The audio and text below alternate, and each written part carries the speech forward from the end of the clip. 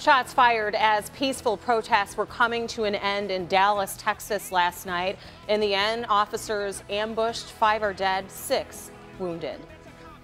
It's been a very tragic night there in Dallas, Texas. A lot of emotion spreading across the country because of this attack. 5 officers died, 6 others wounded following this peaceful protest over the recent officer-involved shootings of black men in Louisiana and Minnesota. Yeah, there were several peaceful protests across the country last night, and then shortly after 10, shots rang out in downtown Dallas. Police are describing this as sniper attacks. Yeah, they certainly are. When it was all over, 11 officers were hit by gunfire, and as we've been telling you, tragically, 5 of those officers died from their injuries. Just moments ago, we heard from President Obama, who spoke out on all the issues, starting with the shooting in Baton Rouge.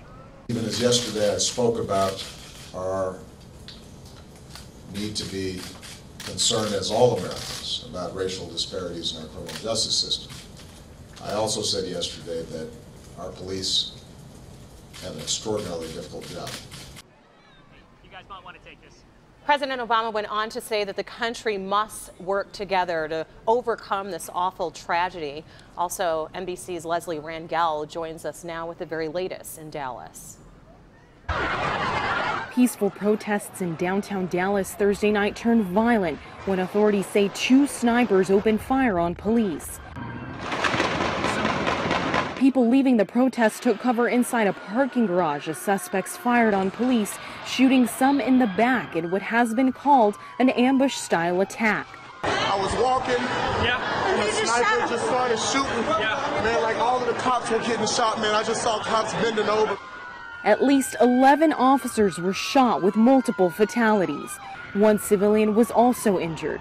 3 suspects were taken into police custody. 1 woman inside the parking garage where the shooting began, and 2 other suspects during a traffic stop.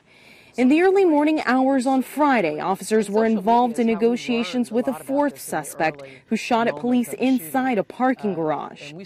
So we are being very careful in our tactics so that we don't injure or put any of our officers in harm's way. Police don't yet have a motive for the shooting and are working to make sure that all suspects have been taken into custody. Mayor Mike Rawlings praised police for their actions. To say that our police officers put their life on the line every day is no hyperbole, ladies and gentlemen. A city on edge this morning as the investigation into the deadly shootings begins.